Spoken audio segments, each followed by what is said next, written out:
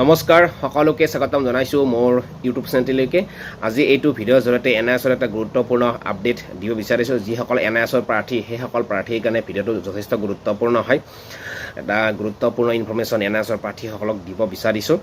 যিহেতু ৫,৫৫০টা পদৰ কাৰণে নিয়ছৰ প্ৰাৰ্থীসকল ন্যায়ালয়ৰ দ্বাৰস্থ হৈছিল আৰু সেইসকল নিয়ছৰ প্ৰাৰ্থীৰ পুনৰ এটা গুৰুত্বপূৰ্ণ হিয়াৰিং ৮ মেলৈকে হাইকোৰ্টে পিছুৱাই দিছিল আৰু ৮ মেত এটা গুৰুত্বপূৰ্ণ হিয়াৰিং হ'ব।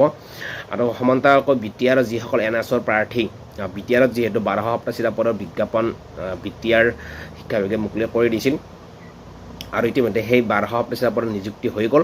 তাত কিন্তু যেতিয়া এনআইএছৰ প্ৰাৰ্থীসকলক ৰখা আছিল, অৰ্থাৎ যিসকল প্ৰাৰ্থী মাৰ্কে কভাৰ কৰে অৰ্থাৎ কাট অফৰ ভিতৰত পৰে, সেইসকল প্ৰাৰ্থী সুপ্ৰিম কোৰ্টৰ দ্বাৰস্থ হৈছিল। আৰু এই সুপ্ৰিম কোৰ্টৰ আজি এটা হিয়াৰিং আছিল বিটিআৰৰ এনআইএছৰ প্ৰাৰ্থীসকলৰ কাৰণে। আৰু আজি এই হিয়াৰিঙত কি হ'ল সেইটো বিষয়ে আলোচনা কৰিম। কথাটো হ'ল যে বিটিআৰৰ যিসকল এনআইএছৰ প্ৰাৰ্থী, সেই এনআইএছৰ প্ৰাৰ্থীসকলে বিটিআৰৰ যি শিক্ষক নিযুক্তি আছিল, এই শিক্ষক নিযুক্তিৰ ভেৰিফিকেশ্যনত মতাৰ পিছতো কিন্তু ফাইনেল মেৰিট লিষ্টত যিহেতু ইনক্লুড নকৰিলে, তাৰপিছত বিটিআৰৰ প্ৰাৰ্থীসকলে প্ৰায় ৬০জনমান প্ৰাৰ্থীয়ে সুপ্ৰিম কোৰ্টলৈ গৈছিল আৰু সুপ্ৰিম কোৰ্টত আজি হিয়াৰিং আছিল। আজি হিয়াৰিঙত বিশেষ তেনেকুৱা একো হোৱা নাই। পুনৰ ডেট এটা নেক্সট হিয়াৰিঙৰ কাৰণে ঘোষণা কৰিছে। আজি এটা হিয়াৰিং আছিল আৰু পুনৰ পৰৱৰ্তী হিয়াৰিং হ'ব ২৯ তাৰিখে। ২৯ এপ্ৰিল তাৰিখে গুৰুত্বপূৰ্ণ হিয়াৰিং এটা হ'ব সুপ্ৰিম কোৰ্টত, যিটো নেকি বিটিআৰৰ যিসকল এনআইএছৰ প্ৰাৰ্থীয়ে কেছ কৰিছিল অৰ্থাৎ সুপ্ৰিম কোৰ্টলৈ গৈছিল, সেইসকল প্ৰাৰ্থীৰ কাৰণে মঙলবাৰে এটা হিয়াৰিং হ'ব। অহা ২৯ তাৰিখে এটা সুপ্ৰিম কোৰ্টত হিয়াৰিং হ'ব আৰু এই হিয়াৰিংটোত কি হয় তাৰ কাৰণে অপেক্ষা কৰিব লাগিব। যিহেতু বিটিআৰত শিক্ষক নিযুক্তি হৈ গ'ল, গতিকে বিটিআৰৰ সেই যি কাট অফ লিষ্ট আছে, সেই লিষ্টখনত যিসকল এনআইএছৰ প্ৰাৰ্থী আছিল সেইসকলক নৰখাৰ কাৰণে তেওঁলোকে পুনৰ সুপ্ৰিম কোৰ্টলৈ গৈছিল। এতিয়া ২৯ তাৰিখে হিয়াৰিঙত কি আহে সেইটোলৈ কিছুদিন অপেক্ষা কৰিব লাগিব। আজি ২১ তাৰিখ, গতিকে মাজতে এসপ্তাহ আছে। ২৯ তাৰিখে সেই গুৰুত্বপূৰ্ণ হিয়াৰিংটো হ'ব।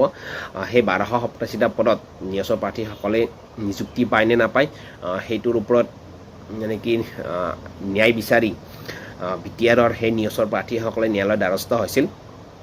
গতিকে সেইটো ফালৰ পৰা চাবলৈ গ'লে ২৯ তাৰিখে এটা গুৰুত্বপূৰ্ণ হিয়াৰিং আছে সুপ্ৰিম কোৰ্টত। হয়তো এটা বা দুটা হিয়াৰিং হোৱাৰ সম্ভাৱনা আছে। যদিহে ২৯ তাৰিখে নহয়, নেক্সট আকৌ এটা হিয়াৰিং হ'ব। মুঠতে এটা বা দুটাৰ ভিতৰত কিবা এটা ফলাফল বিটিআৰৰ এনআইএছৰ প্ৰাৰ্থীসকলে পাব। যদিহে বিটিআৰৰ এনআইএছৰ প্ৰাৰ্থীসকলে জয়লাভ কৰে, তেতিয়াহ'লে ১২৮৮টা পদত তেওঁলোকে নিযুক্তি পাব। গতিকে সেইটো সময়লৈ অপেক্ষা কৰিব লাগিব। ২৯ তাৰিখে যিহেতু এটা গুৰুত্বপূৰ্ণ হিয়াৰিং আছে, সেই হিয়াৰিংটোলৈ বিটিআৰৰ প্ৰাৰ্থীসকলে অপেক্ষা কৰিব লাগিব। আজি হিয়াৰিং আছিল, পুনৰ পৰৱৰ্তী এটা ডেট হিয়াৰিঙৰ কাৰণে ঘোষণা কৰিছে। সেইটো হ'ল ২৯ তাৰিখ, ২৯ এপ্ৰিল। সেইদিনা গুৰুত্বপূৰ্ণ হিয়াৰিং হ'ব আৰু সেই হিয়াৰিংটোৰ ফলাফল কি হয় আপোনালোকক নিশ্চয় জনাম। যিহেতু অসমৰো ৫,৫৫০টা পদত এনআইএছৰ প্ৰাৰ্থীসকলক ফাৰ্ষ্ট ফিজিকেল ডকুমেণ্টছ ভেৰিফিকেশ্যনত ৰখা নাছিল। তাৰপৰা এনআইএছৰ প্ৰাৰ্থীসকলে পুনৰ ন্যায়ালয়ৰ দ্বাৰস্থ হৈছিল। তাৰপিছত কথাখিনি আপোনালোকে জানেই।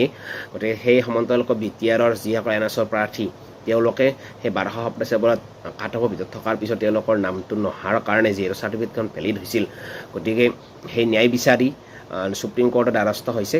গতিকে আজিৰ যিটো হিয়াৰিং আছিল সেইটো হৈ গ'ল। পুনৰ পৰৱৰ্তী হিয়াৰিং এটা ঘোষণা কৰা হৈছে ২৯ এপ্ৰিল। সেই এপ্ৰিললৈকে আপোনালোকে অপেক্ষা কৰিব লাগিব আৰু কি ফলাফল হয় আপোনালোকক নিশ্চয় জনোৱা হ'ব মোৰ চেনেলৰ জৰিয়তে। গতিকে আপোনালোকে ছাবস্ক্ৰাইব কৰি থৈ দিব। এইটোৱে আছিল আজি এনআইএছৰ আপডেট। ধন্যবাদ।